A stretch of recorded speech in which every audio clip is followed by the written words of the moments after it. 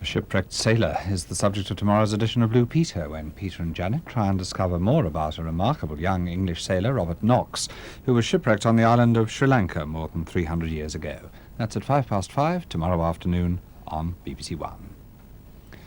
The series on developing reading skills, Read On, begins here on Two in just a second.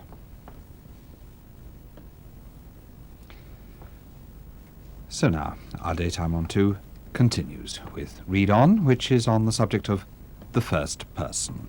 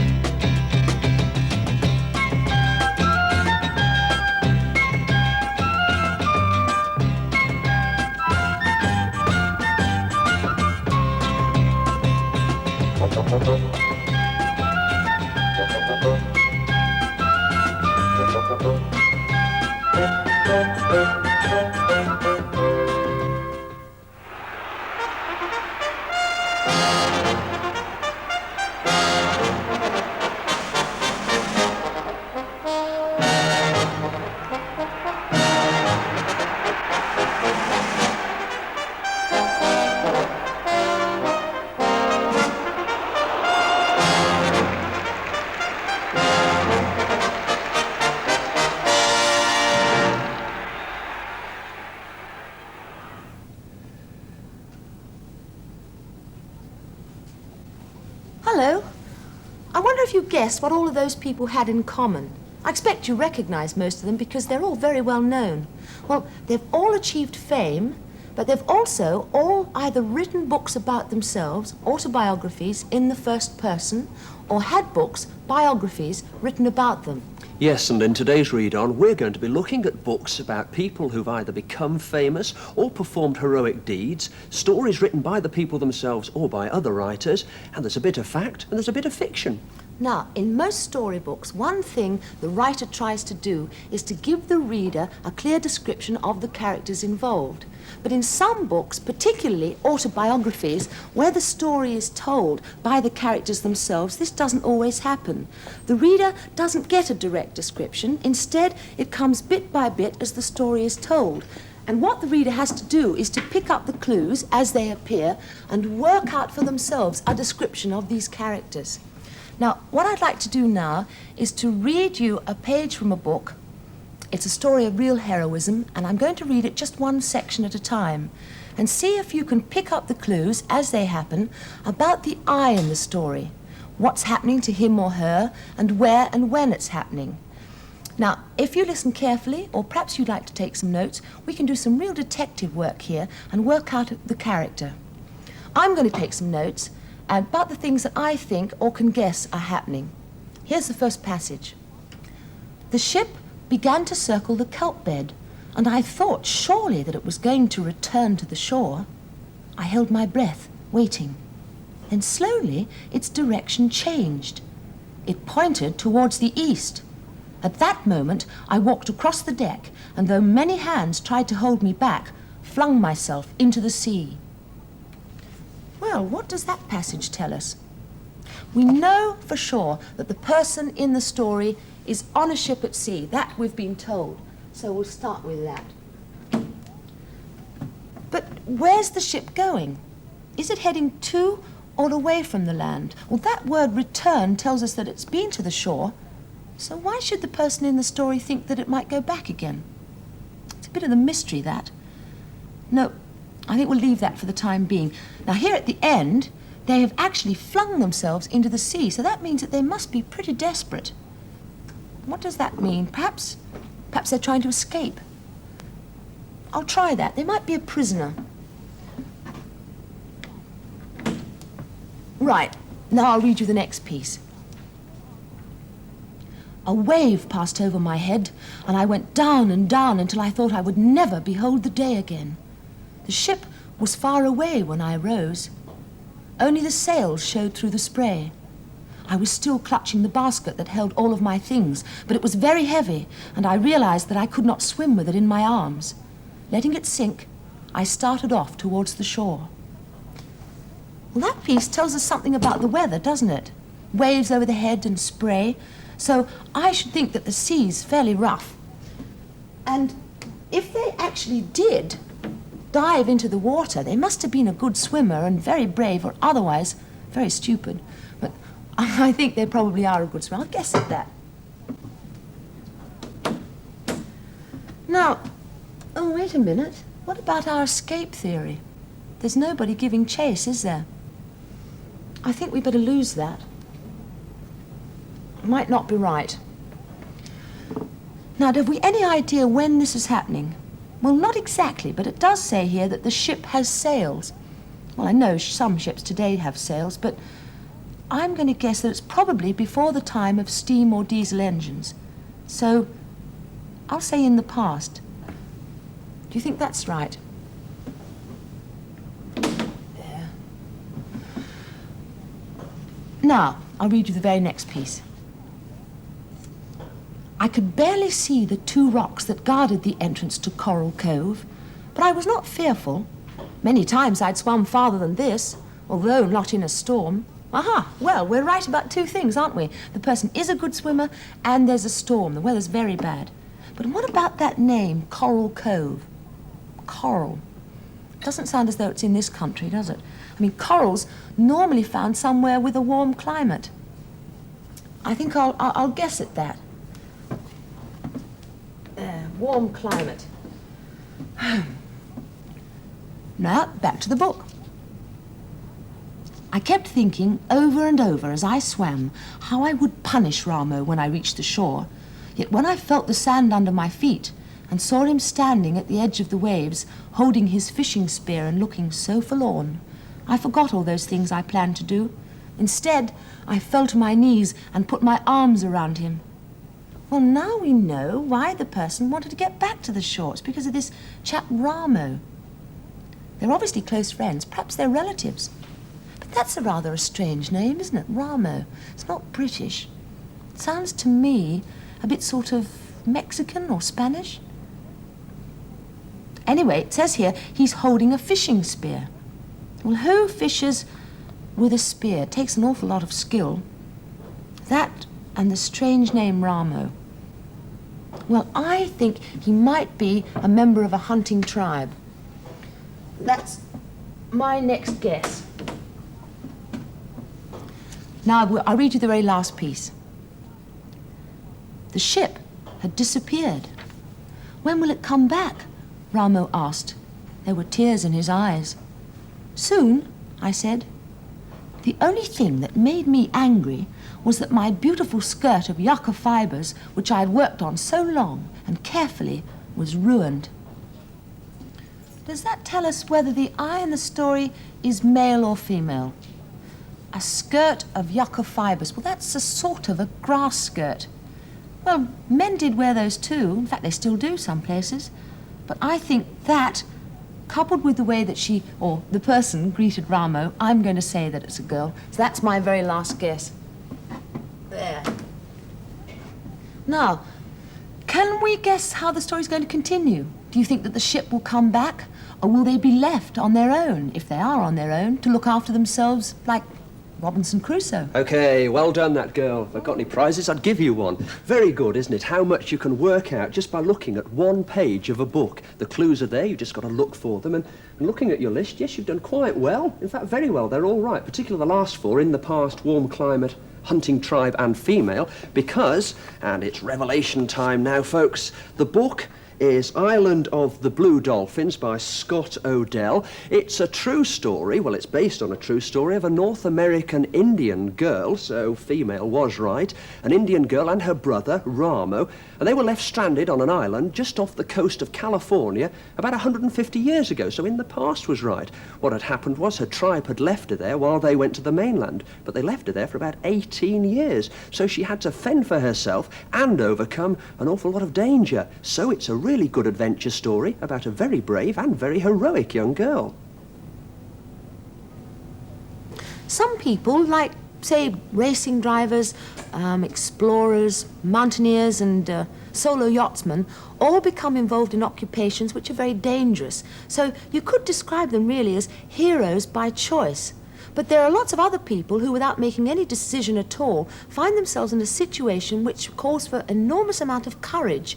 Heroes by chance, like the girl that I read to you in the story, and other people who, for instance, find that they have to escape from someone or somewhere.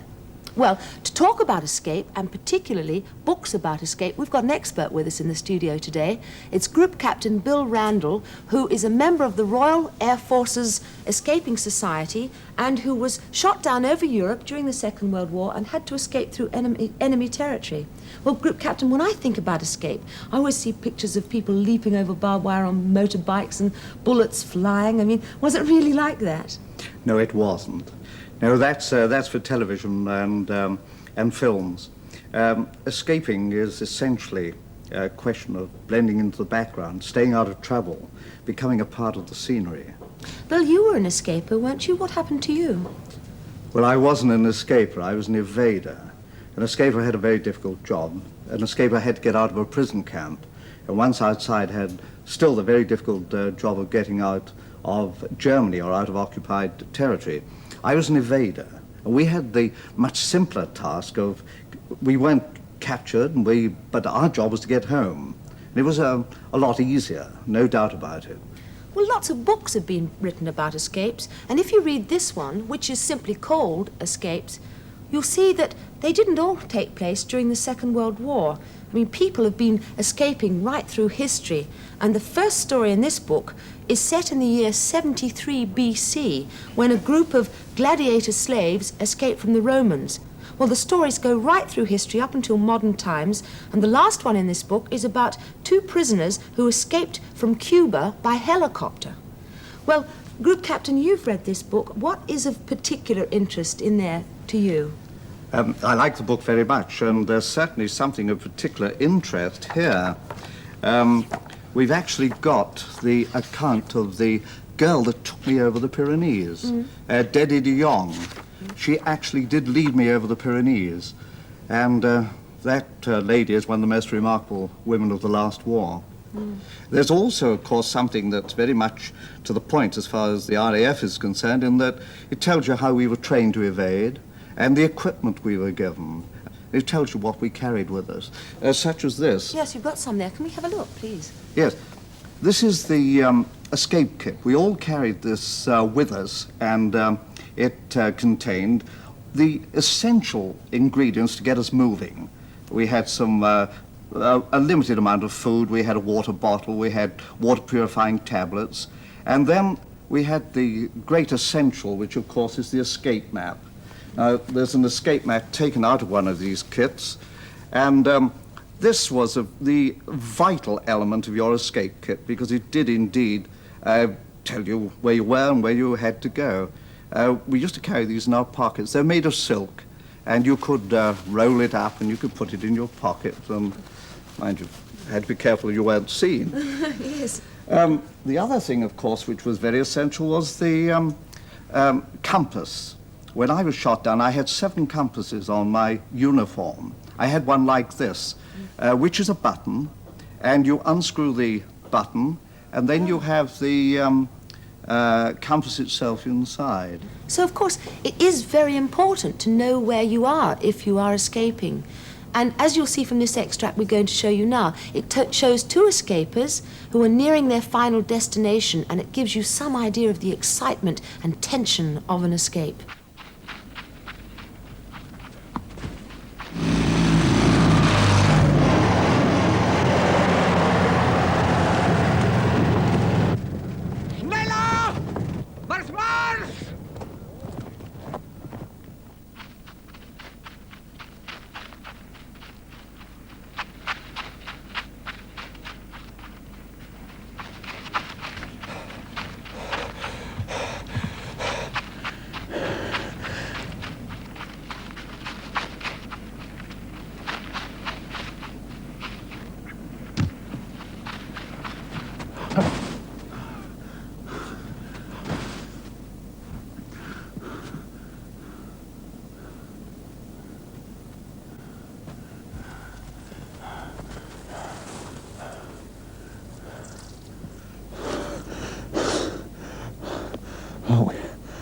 Are we in Switzerland?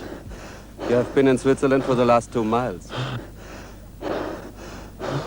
That extract came from the television series Colditz, which in turn was based on this book, The Colditz Story, by P.R. Reid. Now, Colditz was a castle in East Germany, which the Germans used as a prisoner of war camp, but it was a high-security prison, and it was supposed to be impossible to escape from this place, but a lot of prisoners did manage it. In fact, one Frenchman actually just walked out the front gate dressed as a woman, and other prisoners who went to great lengths. They actually started to build a glider from the wooden floorboards and mattress covers. But unluckily for them, or luckily for them, I'm not quite sure which, the war ended before they had a chance to try it out.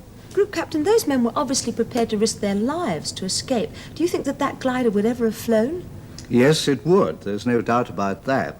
We've got the replica of it in the Royal Air Force Museum at Hendon, and we have checked the aerodynamics of the glider, and there's no doubt it could have flown. But it would have required particular conditions and circumstances at Colditz Castle. And whether or not it could have been used for an escape, and having flown from the castle, people would have got away, that's another matter. So far, we've been talking about escape stories that were all true. But of course, it's a very popular subject for writers of fiction. And today, we're going to look at two particularly. This first one here is called The Silver Sword. It's by Ian Serralier, and it's a story of some children in Poland who escaped when the Germans occupied Poland and travelled hundreds of miles right across Europe in search of their parents. An incredible feat. Well, Bill, you've read this book. Did you enjoy it? Yes, I did indeed. I read it from beginning to end, and I enjoyed it very much. It struck me as a most interesting book because it's about children. And the remarkable thing is you have children doing as well or better than adults, doing the same things, carrying out the techniques of evasion and escape. I liked also the way in which the wartime circumstances were brought out. I found myself getting out the map and just reading the book with the map, as it were. The descriptions in Warsaw of the uprising and the conditions in Berlin, they come across very strongly indeed. And I've got another escape story here. It's called I Am David, and it's written by Anne Home. It tells the story of a young lad called David who escapes from a prison camp or a refugee camp somewhere in Eastern Europe, and then he sets off to find his mother, who he knows is in a country called Denmark.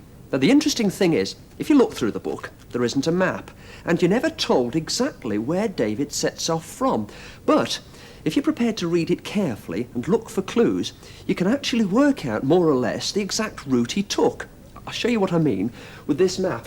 Now, as I said, he set off somewhere around here, Eastern Europe. And the first place he turns up is Salonika. Now, that's a seaport, and he stows away on a ship which takes him, well, he doesn't know where he's going, but it brings him all the way down around here and up to another seaport, and that seaport is called Salerno. That's in Italy. Then David makes his way up through Italy by various means. There's mention of Naples. He visits Perugia, Florence. There's also mention of Bologna, and eventually Milan. And from Milan, he crosses over the border into Switzerland. Now, he doesn't spend all his time travelling. The book also tells you about the people David meets up with and how he eventually discovers that not everybody in the world's chasing after him. In fact, there are a few friendly people around, he discovers. And does he find his mum in Denmark? Well, you'll have to read the book yourself to find that out. And if you do, you'll get a good idea of what it must be like to be escaping from somewhere, then on the run, on your own. Vicki. Bill, why do you think it is that escape stories are so popular, fact or fiction? Well, first and foremost, of course, it's good adventure. It's exciting. It's what I think most of us want to read that sort of thing. But I think fundamentally there's a very significant thing in all of us. I think we're all born escapers. Just imagine what it would be like to be locked in a room and not to know when you're going to come out. I think born into all of us is this instinctive desire to escape. And I think we identify ourselves with these books. And I think that's why they're so popular. Group Captain, it's been very interesting talking to you, and thank you very much. Thank you. And if you're interested in stories about famous people or heroes, well, we hope you'll be able to find some books that you like, fact or fiction.